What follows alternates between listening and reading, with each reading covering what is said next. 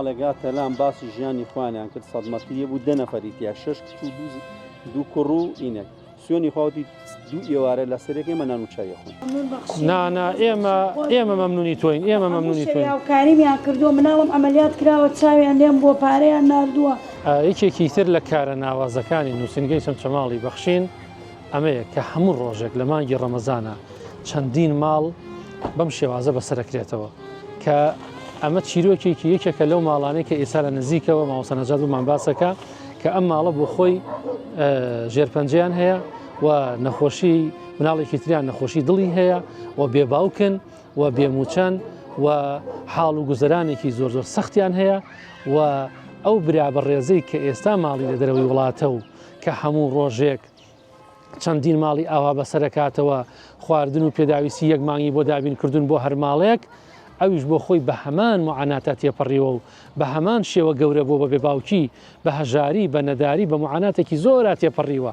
بۆیە زۆر دڵخۆش بین ئەوەی کە ئەمڕۆ ئێمە بەسەری ئەەکەینەوە خوا پشتیوان بێ ئینشاءالله چاومان لە قاپی خی پردگارە کە ڕۆژێک ئەو خەڵکی تر بەسەرکاتەوە و هیواشە خوازین هیچ کەس نەخۆش نەبێ هیچ کەس کێشەی نەبێ هەژار نەبێ بەڵام بەخوا ژیانی دنیاش هەروایە ئەمڕۆ منە و سبەینێتەوە بۆیە با پێکەوە گوێبیستی چیرۆکی ئەم ماڵە بین لە ڕێی ماوەسە نەجاتەوە کە بەرپرسی نووسنگەی بەخشینە کە بۆ خۆی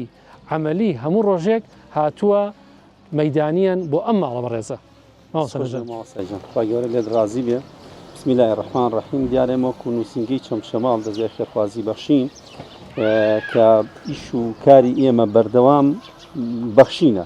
ئەوانی کە بە ئێمە بەخشین ئێمەش بەبێ و چانەی بەخشینەوە بەوانی کە نەدار و نەبوون ئەم ماڵە ماڵێکن بێ باوکن یەکەم فۆرمی بایان نییە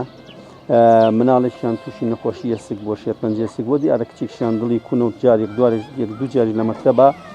بوراوەتەوە ئێمە لە ڕێگای ئێمە توانیمان سەردانی دکتۆری دڵی پێ بکەین و ئەوەی جێگەی باسە من لێرۆ سوپاسی کاک هەردیەکەم لە بەریتانیەوە کاک فەرهادی برایەکەم کە پاڵپشتێکی تەواوی نووسنگەی بەخشینی چەمشەماڵن بۆ من کە خوان دوو کەسن لەگەڵ کاگاکوی برایانە سێ کەسن کە بە بێباوکی بەخێو کراون بە داماوی بەخێوکراون بۆیە هەر قسەی خۆی گێڕمەوی وەڵی کە ئێوانان نانەخۆم یعنی نازانم چۆنەوە نانە بخۆم بیر لەواکەمەوە کە یەکێک ئێستا نەیبێ بۆیە بڕیاریدا هەموو ئێواران یەک پێش مەغریب من کە لە بەیانیان سەعاتنەوە هەتاوەکو چواری ئێوارەکە لە بەخشین خەڵکی نەخۆش و دەردەدار و شێرپەنجە ئەبینم و لە چواریشەوە نووسنگە بەجێ هێنم دێم دووسێ ماڵ ئیتر ئەوە نیتوانامە بێ سێ ماڵ چوار ماڵ دوو ماڵ بەسەرەکەمەوە کە خەڵکی نەدار و داماون و ئەو خۆراکانی کە ئەوان بە منیاوتووە لەسەر کوالێتی خۆیان بۆیان بکڕن و بگەێنمەوە ماڵانە یعنی چەندیان پێ وتووی ڕێک ئەو نەتێناوە بەڵێ مامۆستاجیان ئەوە کە موزیای ینی زیادیە کەمی نیە چکە من جاری وایە خەڵکی تریش خێرێک مەداتێ ئەوشی لەگەڵات تێکەڵەکەم وڵا ماوەسە نەژات من زۆر زۆر سوپاسانەکەم دوعای خێرتان بۆکەین بۆ سوپاسی هەموو نووسنگەکانی تریشەکەین وەسیەتیشمان ئاو هەیە بۆ هەموو نووسنگەیەک بۆ هەموو برایەک کە لەم دەستگای ئیشەکە ئەو ئەمانەتە بپارێزێت چیان پێوە داوا بکە ئەو برایە وتوێتی ئەو نەی بۆ بکڕ ڕێک و نەی بۆ کڕیوە یەک دیناری کەمتر بۆ نەکڕیوە هەموو ڕۆژێ دووەت ماڵەکە سێ ماڵ دوو ماڵ ئەمڕۆ چوار ماڵمان ماڵی چەندە ماڵی بای 100,000 بای 100,000 باینەوە تونۆی بۆ ناکڕێ ڕێک بای 100,000ەکە ئەوە یەکێکە لە پرۆژەکان هەر ئەمڕۆ خۆتان بینیوتانە دەیان ستافی بەخشین لە ڕەمەزان و غەیری ڕەمەزان ئەلحەمدولیلا ئاوها ماڵ بە ماڵەگەڕێ سوپاس بۆ خوای پروردگار کە ئەو هەژارانە ئەو نەخۆشانە بەسەرکاتەوە دوێنێک ماڵێگاتە لام باسی ژیانی خوانیان کرد سەدمەتیە بوو 10 نەفەریتیا 6 کچ و دوو کوڕ و ئینەک سوێنی خاوتی دوو ئێوارە لە سەرێکی مەنان و چای خۆن وتی هەمووشمان بە ڕۆژین دوو مناڵی بچوو تۆش بای 100,000 دینار پێداویستیان بۆ لە 100,000م بۆیان برد و لەگەڵەوەشا پارەم لە نووسنگە هەبوو ئەو بەسی ئەو کاکەیە بەسی ئەو کاکەیە هەمووی ئێوارانێ بۆ سێ ماڵ بۆ دوو ماڵ ئەوە نا کە الحەمدولیلا دەیان خێرخوازی تر هەبوو بە 200,000 هەبوو بە 500,000 چەند بڵێ ئەونا ئێستا ئەمڕۆ من خێرخوازێک 89 ماڵی پێداوم بۆ هەر ماڵێک 200,000 دینار بۆ هەر ماڵێک 200,000 ناوەکانم نووسیوە پێشتر پێم داوە کە ئەتوانم بڵێم هەر 89شیان کرێچیش و نەخۆشیشن هەر 89 ماڵەکە کرێچیشە نەخۆشیشە وتومانە هی کاک شێخە ئەوە پارەکەی دوعای خێری بۆ بکە خوای پەروەردگار بەرەکەتی ئەرز و ئاسمان بڕژێنێ بەسەریایە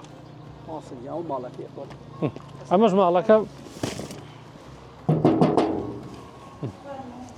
السلام عليكم چۆنی دادە باشی حاڵت چۆنە دەنگ و باست وەزعت باشی چۆنی دادا دەنگ و باست ڕێزە باشە سەلام عەلەیکوم باشی دەنگ و باست ڕێزە باشە جا دیندارە بێ دیندار بێ وەڵا خوا عافوتان کە وەزعتان چۆنە باشن باشە بن ئینشاءڵڵا ئینسان بەس ئیمانی هەبێ ئیتر ئەوەی تری ئەمانە حاجەن ئەوە تا خوای گەورە دڵی مسلمانان نەرمەکەوە هێنێ ئارە وەڵا هی خوایە هەمووی هی خوایە وما بكم من نعمة فمن الله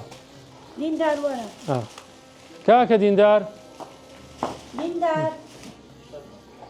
قەی ناکرد هەر سڵای پێ بگەێنە و تۆ لە جاتی ئێمە ناوچوانی ماچکە دەیخوا سەلامەتەن کە نانا ئێمە مەمنونی تۆین ئێمە مەمنونی تۆین هاوکاریمیان کردووە مناڵم ئەمەلیات کراوە چاویان لێم بۆ پارەیان ناردووە کارنەجات گشتیان ئەم مامۆستا ئەمە هی مسلمانانە هی مسلمانانە هی خێرخوازە ئێمە مەمنونی تۆین لە بەڵام مصیبەت دوور بن دەیخوای گەورە ئاگدارتان بێ خوای گەورە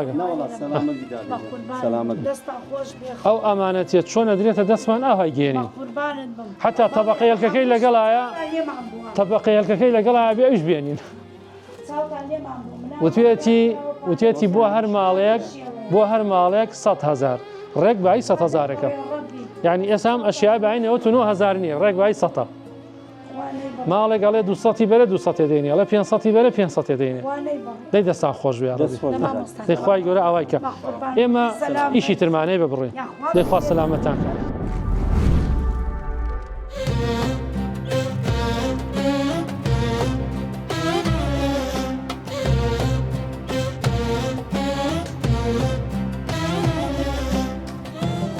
Assalamu alaikum ve rahmetullahi ve berekatuhu. 2026 Afganistan Faryab elinin Törpaktı köyündeyiz. Elhamdülillah sizden göndermiş olduğunuz hayırlarına ulaştırmak için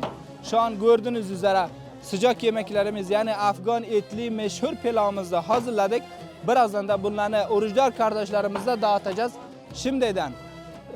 tüm Bakşin ekiminden ve hayırlı severlerimizden teşekkür ediyoruz. Bu hayırlarını gönderdiği için Cenab-ı Hak sizlerin hayırlarınızı kendi dergahına kabulü makbul eylesin. Ve sizlerin nice hayırlara vesile eylesin. Cenab-ı Hak sizlerin tüm ibadetlerinizi kabul eylesin ve tüm balalar, musibetlerden sizlerini muhafaza eylesin. Afganistan Faryab elinin Törpaktı köyünden sizlere selam ve dua ediyoruz. Esselamu Aleyküm ve Rahmetullah.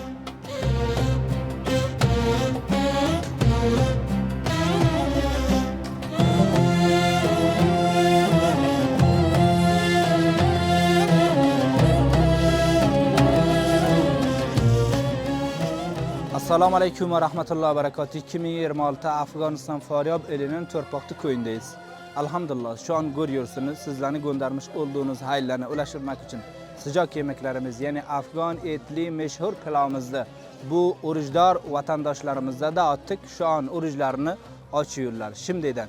tüm Bakşin ekiminden ve hayırlı severlerimizden teşekkür ediyoruz bu hayırlarını gönderdiği için. Cenab-ı Hak sizlerini nice hayırlara vesile eylesin. Cenab-ı Hak sizlerini Ramazanınızı mübarek eylesin. Cenab-ı Hak sizlerini musibet ve balalardan muhafaza eylesin. Afganistan Faryab elinin Törpaktı köyünden sizlere selam ve dua ediyoruz. Esselamu Aleyküm ve Rahmetullah.